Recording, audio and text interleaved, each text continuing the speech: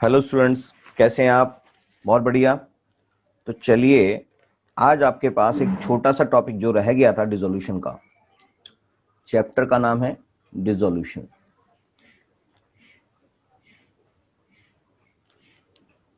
उसका एक छोटा सा पार्ट रह गया था कि जिसके अंदर आपको डिसोल्यूशन एक्सपेंसेस के बारे में बताना था, वो पूरा कर लेते हैं।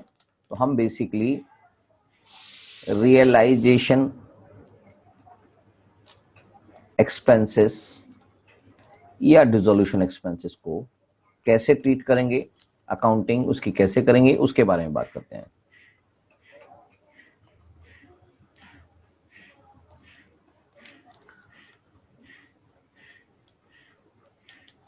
डिसोल्यूशन एक्सपेंसेस या रियलाइजेशन एक्सपेंसेस का बेसिक मतलब होता है कि जो कंपनी के सारे एसेट्स बिकवाने का काम किया जाता है और सारी लायबिलिटी पे ऑफ करने का काम किया जाता है, वो कोई स्पेसिफिक एजेंसी या कोई स्पेसिफिक पर्सन करता है। उसके लिए उसको कुछ फीस दी जाती है। तो वो फीस कैसे ट्रीटमेंट की जाएगी डिसोल्यूशन के अंदर, उसके बारे में हम बात कर रहे हैं। तो हमारे पास एक एक करके बात करते हैं। बहुत सारी चीजें इसमें समझनी पड़ेंगी आपको जैसा मैंने बता रखा है कि ये टेक्निकल चैप्टर है, तो इसके अंदर बहुत सारी टेक्निकल टर्म्स हैं और बहुत सारी चीजों को समझना पड़ेगा, तभी आप डिसोल्यूशन एक्सपेंसेस को कर सकेंगे। पहला केस है case 1।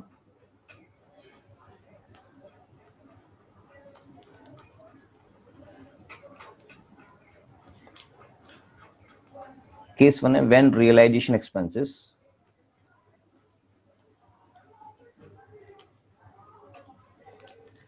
Are borne and paid by the firm.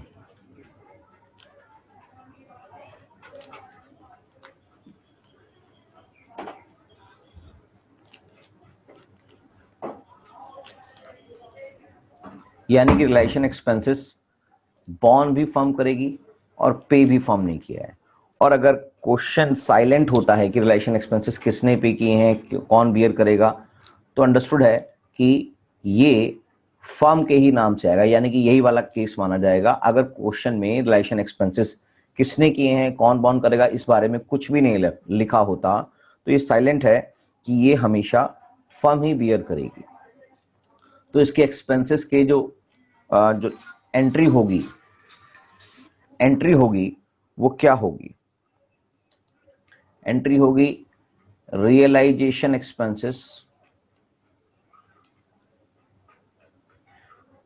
यानी कि रियलाइजेशन अकाउंट में डालेंगे उसको, यानी कि रियलाइजेशन एक्सपेंसेस पे किए तो realization account debit to cash और बैंक। ये नॉर्मल एंट्री है। ये एंट्री अधिकतर सभी क्वेश्चंस के अंदर बनेगी आपकी, अगर कुछ भी क्वेश्चन में मेंशन नहीं किया जाता कि रियलाइजेशन एक्सपेंसेस किसने बियर किए हैं और कौन पे करेगा। तो being realization expenses paid, correct. दूसरा इसमें ये पॉइंट नजर आ रहा है, when realization expenses are borne by the firm but paid by the partner। दूसरा केस है when realization expenses are borne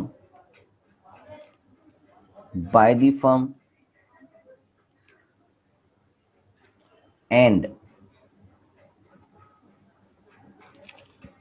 paid by the partner। यानी कि रिलेशन एक्सपेंसेस करेगी तो फर्म, होगा तो फर्म का ही, मगर फॉर द टाइम बिंग एक पार्टनर ने उसको पे कर दिए हैं। तो रिलेशन एक्सपेंसेस रहेंगे तो फर्म के अकाउंट में ही, मगर पे करने का काम किसी पार्टनर ने किया है, तो उसकी एंट्री कैसे होगी?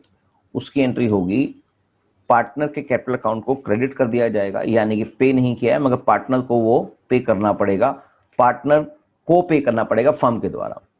तो रियलाइजेशन एक्सपेंसेस को हम रियलाइजेशन अकाउंट में डालेंगे to concern partners capital account. जो भी पार्टनर ने वो पे किए हैं उस पार्टनर को क्रेडिट कर दिया जाएगा concern partners capital account. Correct, यानी कि उस पार्टनर के द्वारा जो पैसे दिए गए हैं वो एक्चुअली फर्म को उससे दिए जाएंगे, तो उसके अकाउंट में क्रेडिट कर दिया जाएगा। क्या बात समझ में आ गई? हाँ सर, क्लियर है। अब आपके पास अगर नेक्स्ट केस की बात करेंगे, थर्ड केस जो है, थर्ड केस है when the firm pays fixed amount to a partner as his remuneration. Fixed amount paid to partner by the firm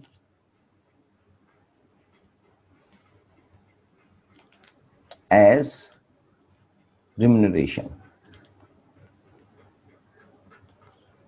यानी कि उसको सैलरी के रूप में कुछ पैसे दे दिए पार्टनर को, मगर ये इंक्लूडिंग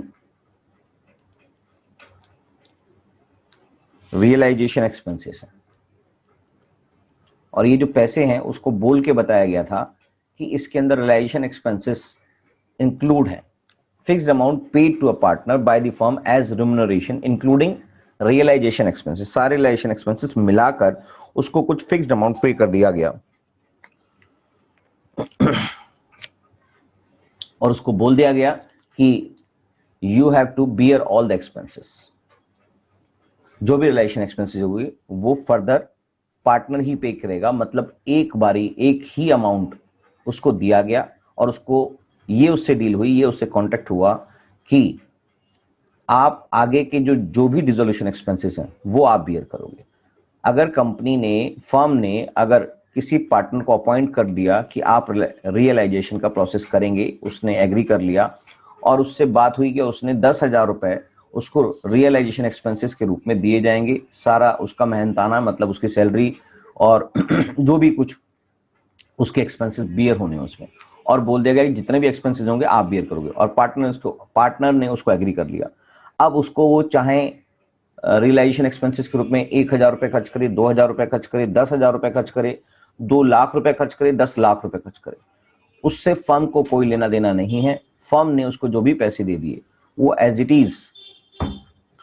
इज ही फर्म के एक्सपेंसेस कहलाएंगे। बाकी उसके पर्सनल लेवल पे जो भी एक्सपेंसेस है वो उसकी अकाउंटिंग है, उसको फर्म नहीं करेगी। क्या ये बात समझ में आ गई है? तो इसकी जो एंट्री है, फर्म ने जो उसको अमाउंट दिया है मतलब उसके अकाउंट में क्रेडिट ही करना पड़ेगा, तो एंट्री भी यही बनेगी, रियलाइजेशन एक्सपेंसेस यानी कि realization account debit to concern partner account.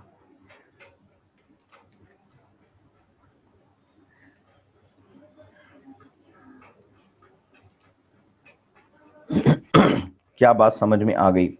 और अगर इसमें ध्यान रखने वाली बात क्या है, इसमें ध्यान रखने वाली बात यह है, ये नोट मैं लिख रहा हूं इसके अंदर, इसमें ध्यान रखने वाली बात यह है कि जो पार्टनर उसको पे करेगा, लिख देता हूं, no entry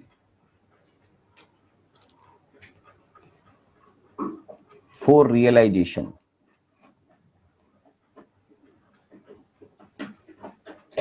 expenses paid by the partner himself as it is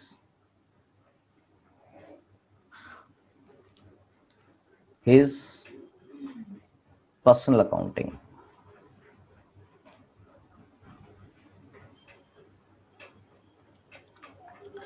यानी कि इस केस में कोई भी एंट्री नहीं की जाएगी, क्योंकि वो उसके पर्सनल एक्सपेंसेस कहलाएंगे, क्योंकि जो पार्टनर है उसको फर्म ने एक बार जो भी अमाउंट दे दिया उसके अंदर रिलेशन एक्सपेंसेस इंक्लूड थे, तो इसलिए उसके द्वारा जो खर्चे किए गए हैं उसको फर्म की बुक्स में नहीं दिखाया जाएगा, वो उसकी अपनी पर्सनल बुक्स हैं। तो फर्म की बुक्स में सिर्फ ये एंट्री दिखाई जाएगी जो एक बार में रिलेशन एक्सपेंसेस इंक्लूड करके उसको रिम्यूनरेशन पे कर दिया था। क्या ये बात समझ में आ गई? हाँ सर, समझ में आ गई। नेक्स्ट केस है कि अगर आपने जो ये ऊपर आपका हमने केस पढ़ा है, इस केस में अगर फर्म पेमेंट कर देती है, यानी कि मैं इसको समझूंगा बताऊंगा कि इसके अंदर आपने इस केस में, ऊपर वाले केस में, जो एक फिक्स्ड अमाउंट रियलाइजेशन का फिक्स्ड अमाउंट रियलाइजेशन एक्सपेंसेस के लिए एक फिक्स्ड अमाउंट पार्टनर को दे दिया था और पार्टनर के द्वारा किया गया जो खर्चा है वो पार्टनर ने खुद पे किया था, तो उसकी एंट्री हमने नहीं की थी, पार्टनर के द्वारा एक्सपेंसेस किए गए थे, मगर फर्म के द्वारा जो रिम्यूनरेशन के रूप में उसको दिया गया था पैसा उसके अकाउंट में क्रेडिट कर देगा। मगर इसी केस में हम लिख देते हैं इसको case 4, in the above case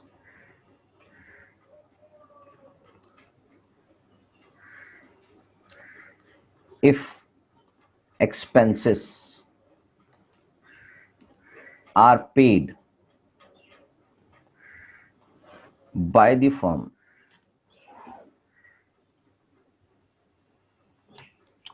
on behalf of a partner, यानी कि पार्टनर को रिम्यूनरेशन दे दिया कि वो आगे जाके सारे एक्सपेंसेस बियर करेगा, मगर जब बियर करने की बात आई तो पार्टनर ने वो वाले एक्सपेंसेस, बियर तो कह रहा है कि मैं खुद ही करूंगा, मगर वो वाले एक्सपेंसेस कहता है कि मेरे पास अभी पैसा नहीं है क्योंकि फर्म भी क्लोज हो रही है, तो ये वाले पैसे उसने फर्म से दिलवा दिए। बियर पार्टनर ही करेगा क्योंकि फर्म ने तो उसको एक फिक्स रिम्यूनरेशन दे रखा है और बोला है कि जो भी एक्सपेंसेस होंगे आप बियर करोगे। अभी भी ये बात है कि पार्टनर ही बियर करेगा, मगर वो एक्सपेंसेस के जो पैसे हैं वो पार्टनर ने पे नहीं किए, वो फर्म से दिलवा दिए ऑन बिहाफ ऑफ पार्टनर। तो क्या होगा? तो ये एक प्रकार से पार्टनर ने ड्राइंग कर ली, it is treated as drawings, मतलब पैसे लेकर उसने पे कर दिए, फर्म से पैसे लेकर उसने जो भी रिलेशन एक्सपेंसेस के लिए जो भी बंदा हायर किया था, जो भी एजेंसी हायर की थी, उसको ये पैसे पे कर दिए। तो इसके लिए एक ड्राइंग की एंट्री हो जाएगी, कंसर्न पार्टनर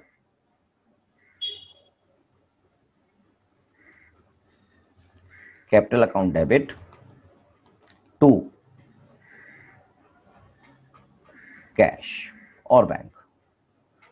तो यानी कि उसने एक प्रकार से पैसे निकाल दिए और उसके बिहाफ पर फर्म ने पे कर दिए, यानी कि उसने फर्म से लेकर पे कर दिए। बस सीधी सी बात यह है। तो इस केस में इसकी एंट्री फर्म के बिहाफ पर पार्टनर ने तो पार्टनर के बिहाफ पर फर्म ने पे की है, तो इसके लिए एंट्री की जाएगी। It is like drawing. पहली एंट्री ये होगी क्योंकि उसने फर्म ने पार्टनर को कुछ रिम्यूनरेशन दे दिया इंक्लूडिंग रियलाइजेशन एक्सपेंसेस, तो पहली एंट्री होगी। और अगर उसके बाद वो पैसे फर्म के द्वारा दिलवा देता है तो दूसरी एंट्री होगी concern partners capital account debit to cash. दोनों एंट्री उसके अंदर की जाएंगी। क्या बात समझ में आ गई? नेक्स्ट केस ले लेते हैं, case 5।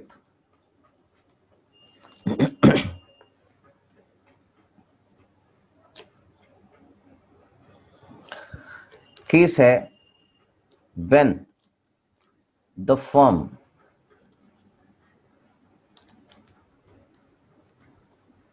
pays amount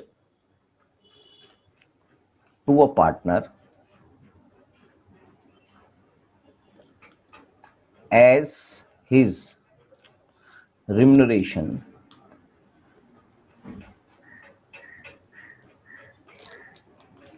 for dissolution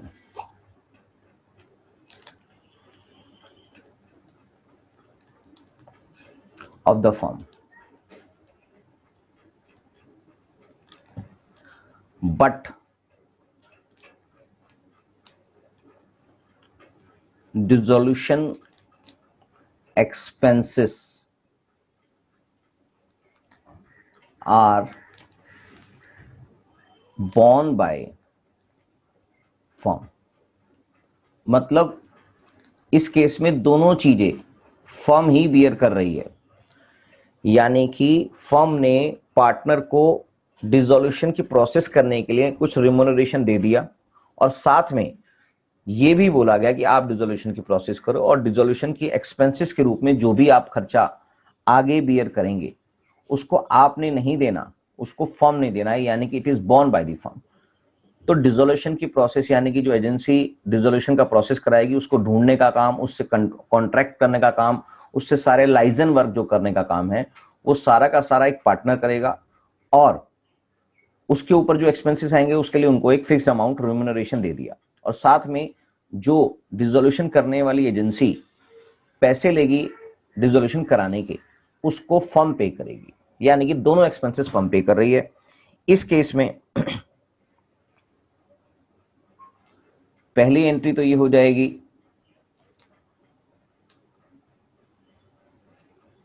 realisation account debit to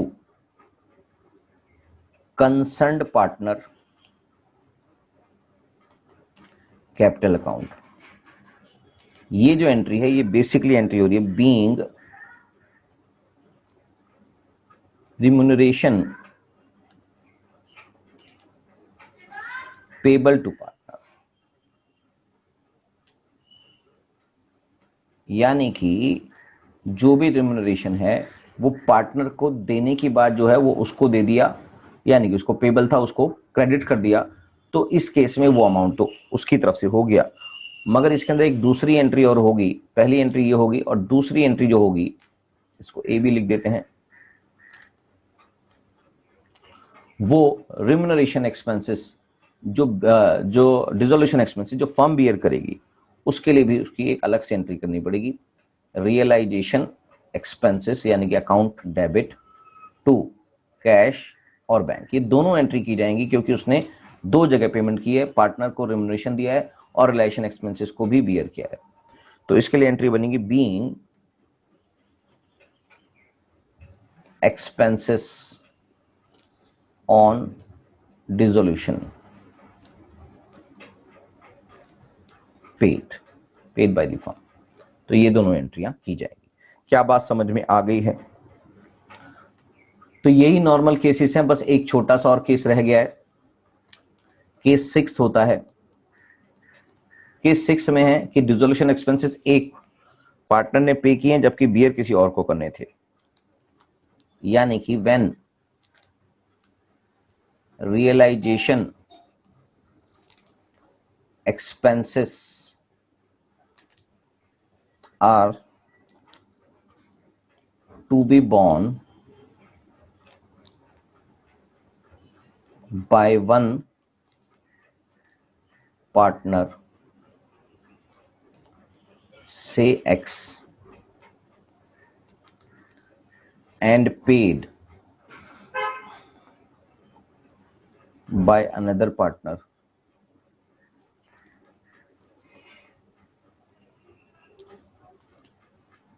say Y, तो क्या होगा? एक्चुअली बियर करने थे एक्स को मगर दे दिए वाई ने, तो एक्स को बियर करने थे तो एक्स को डेबिट कर देंगे, बियर तो इसको ही करने हैं, एक्स कैपिटल अकाउंट डेबिट, और वाई ने जो पे कर दिए हैं उसको क्रेडिट कर देंगे, वो पैसा वाई को चला जाएगा, वाई इज कैपिटल अकाउंट, क्योंकि उसने पे कर दिए हैं तो ये पैसा उसको देना पड़ेगा और लेना पड़ेगा एक्स से। तो X capital account debit to Y's capital account being realisation expenses